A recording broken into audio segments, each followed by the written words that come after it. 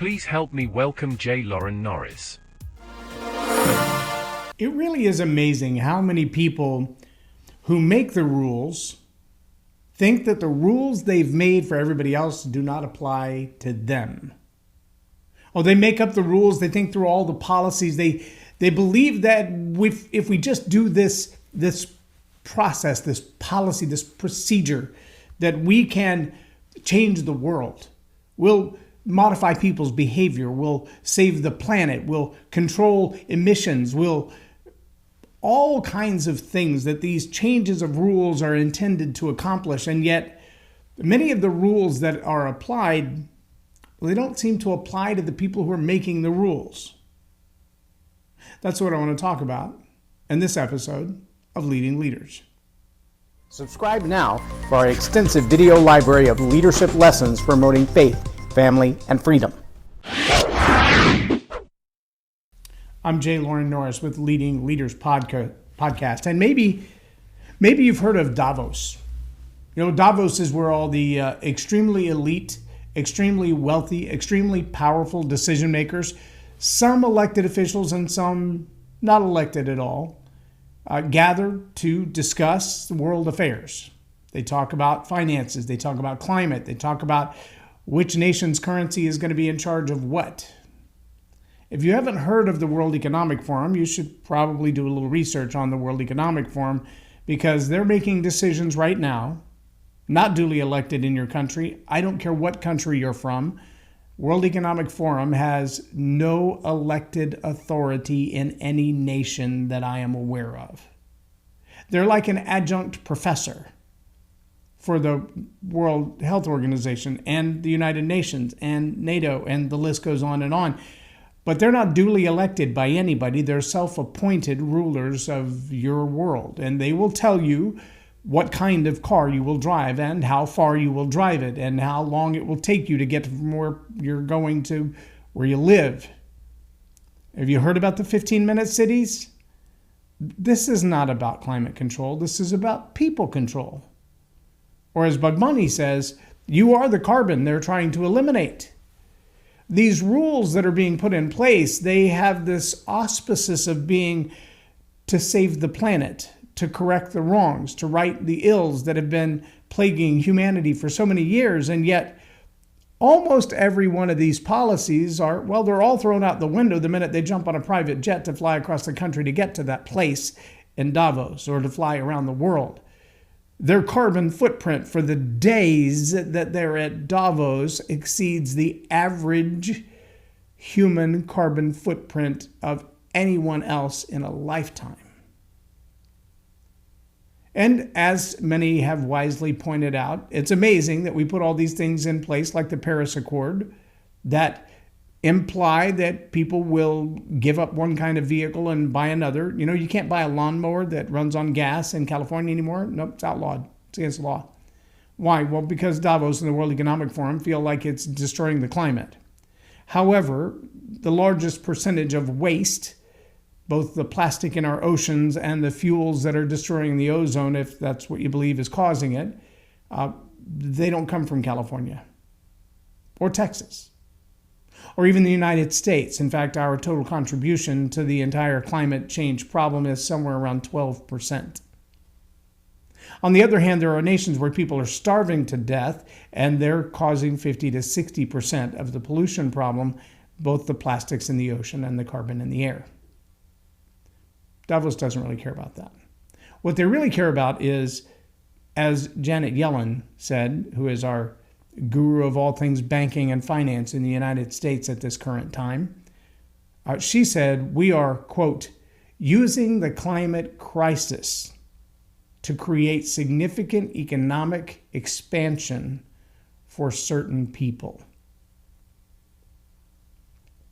That's almost an exact word for word quote. I challenge you to go find the video where she talks about it. Hear her exact words. Basically, what she's saying is we are going to use climate crisis as an excuse to redistribute wealth. Oh, and redistributing wealth is another one of those policies. It doesn't sound like you think it means. Redistributing the wealth in some people's minds would be like reparations, taking money from those who've made themselves very rich on the back of slaves and giving it back to the families who are descendants of slaves. That would sound like redistribution of wealth. That's not what's happening with the climate change. With climate change through Davos and the WEF and all these other folks, what you're finding instead is that the money is being shifted from one classic multi-generation group of people, i.e. oil preserves, the reserves that have been around forever, even the stuff that's still under the ground, the stuff that's still being preserved. All of that has been in the hands of a fistful of families for centuries. But under the new, let's not use oil, let's use electric, there are a whole lot of people being made very, very wealthy. Maybe you've heard of the company Solyndra. $500 million was given to them by the government. Their company lasted less than 5 years and filed for bankruptcy, and nobody knows where the $500 million went. That's a redistribution of wealth. Kind of like all the money going to Ukraine right now, but I digress. What I do find fascinating, though, is that we see this at the highest levels. We see this on a global level, and we think to ourselves, well, there's really nothing we can do about it because, that's just the way the world works now, right? On the other hand, we realize that it doesn't just happen at the global level. It's not just a matter of these big economies. I saw a video yesterday. 2 silver, what looked to be law enforcement vehicles, lights and sirens flashing, stopped at a railroad crossing. All the cars lined up. They went around, all the cars lined up, got all the way to the edge of the railroad crossing as this very slow moving train eventually cleared the tracks. As it did, one of the SUVs drove around the barricade into an oncoming freight train that was hidden behind the slow-moving train and was utterly destroyed. That's what happens when you believe like the laws that will apply to everybody else don't apply to me right now or today or ever, because I get to make the rules and break the rules.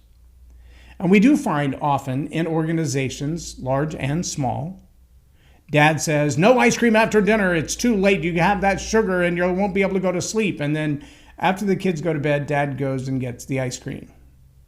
I was guilty for years. The treats that I want to save for me and my wife, we hide in a certain spot. Why? Because the kids will eat them if we don't. Well, those are my rules and it's my house, so I get to make the rules, right?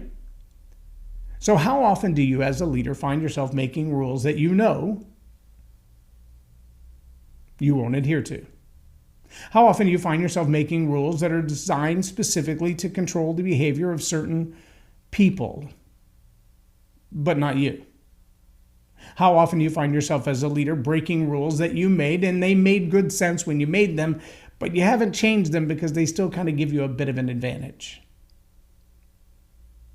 And we find ourselves in a place right now in our world, all over our world, at every striation of society, that we have those who, if they simply throw a fit long enough, they get to break the rules, and by throwing a fit, they get to ignore the rules and do whatever they want to, and they're treated differently by those who enforce the rules. We also have those who follow the rules because they're terrified of the consequences, and the consequences kind of play against them because the rules are designed to play against them. As my friend, multimillionaire Laurel Langmeyer says, the system isn't broken. It was designed that way. As former President Donald Trump said, I have no problem playing the game with the tax code the way that it's written. I'll figure out how to get the best advantage out of the code as it's written. That's not against the law. It's following the rules of the game as they're written. And if you don't like the way I play the game, then change the rules. But as a senator, you had plenty of time to do that, and you chose not to because it benefits your friends and you. Oh, more of those rules that only apply to certain people. More of those rules that if I make them, I get to break them. I'm going to challenge you as leaders in your own world, in your own relationships, in your own expectations, to operate with this really bizarre, rare, really rare characteristic called integrity. If you think you're going to make a rule, ask yourself, number one, is it truly for the benefit of everyone, or is it only for the benefit of me? And number two, will I keep this rule that I'm imposing on everybody else? There's an old wives' phrase that says that what's good for the goose is good for the gander. If the rule that you're making only applies to everyone else and doesn't apply to you, perhaps you should reconsider that rule. If the rule that you're making isn't fair to anyone, let me say it this way. If it isn't fair to everyone, then it isn't fair to anyone. You should reconsider making that rule. And if you know that you're making the rule only so that you can break it, you should reconsider that rule. Policies, procedures, standards, call them what you want to. When we as leaders have the opportunity to create the rules that everyone else is governed by, we should have the integrity to operate within those same rules or reconsider making the rule. I'm Loren Norris with Leading Leaders Podcast for Tell It Like It Is TV. Have a blessed day. Subscribe now for our extensive video library of leadership lessons promoting faith, family, and freedom. Hi, my name is Christina Knowles, and I just got done taking Jay Loren's Story Power Masterclass. It was amazing. I took away so much information. One of the things that I really enjoyed being formally trained in media many years ago is the call to action. I will use that with every speaking engagement, and I'm so grateful that Loren just spoke truth into his teachings, and he is a true professional.